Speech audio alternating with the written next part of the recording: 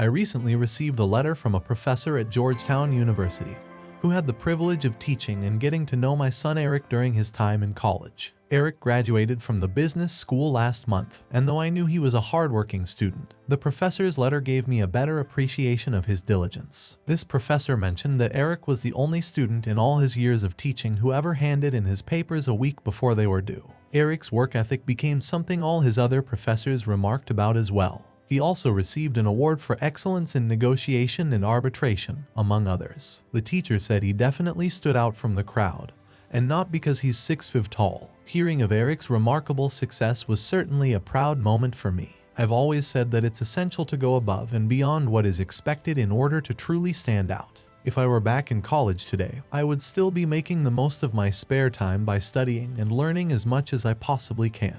It doesn't matter which subject you're studying. Take the time to read, learn, and explore every day. I knew a literature major who didn't just read all the assigned books, but also went the extra mile and read the Cliff's Notes afterwards. When I asked him why he did this if he had already done the reading, he told me that he was very thorough in his reading, so he wanted to have an extra edge and make sure he had all the information. He said, that way, I can compare what they have to say versus what I think, and I can form a debate in my mind between the two sources. By the time I finish doing that, I will be very familiar with the work. Not surprisingly, he went on to become a lawyer, a brilliant and very erudite lawyer. He prepared himself for it by being thorough and doing more than was expected. Raise the hard on yourself. Never settle for doing enough. Today's world is competitive and moves so quickly that you will have to raise your stamina level if you expect to remain in the competition or to even get into the competition to begin with. Today's world is full of rapidly changing and evolving technology, so it is essential to stay up to date with the latest developments. This requires a lot of research and studying, as there is so much to learn. Additionally, it is important to stay informed of current events both locally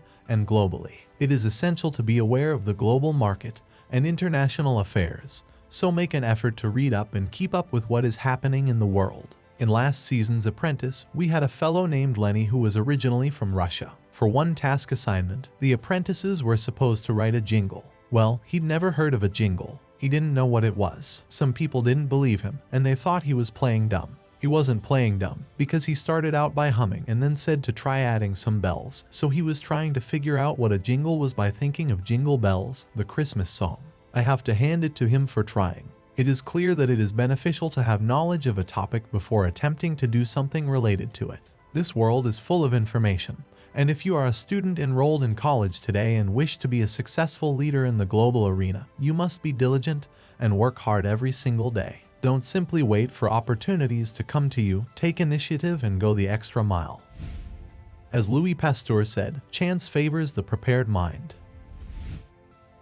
Thirdly, it is important to equip yourself with essential life skills, including a good understanding of financial matters. Your financial knowledge can have an immense effect on your lifestyle, regardless of your ambitions. Do not allow yourself to have any gaps in knowledge that could negatively influence or disrupt your life plan.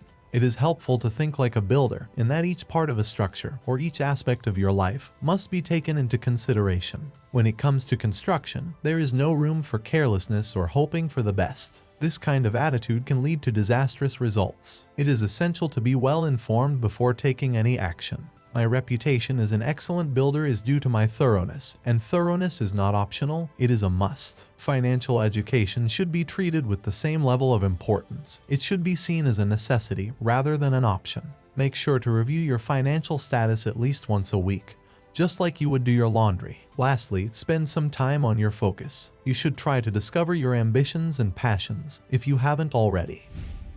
One good question to ask yourself is, what would you do if you didn't need money?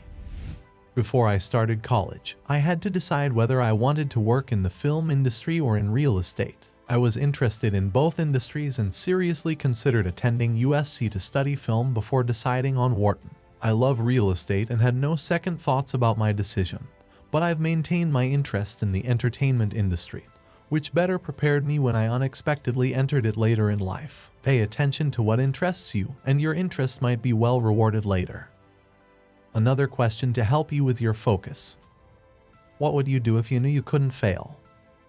Your response could be outrageous, sensible, or completely unexpected even to you. You should probably keep it to yourself. Someone who replied, "I want to walk on the moon, might have been considered insane a century ago. Today, we know that was a real possibility. You may discover that you are a bit of a visionary as you work on your focus. Putting those ideas into action will necessitate the expenditure of resources. So let's return to financial intelligence, also known as life skills. Learn about money and how to use it to your advantage. Then, get to work on making your dreams a reality.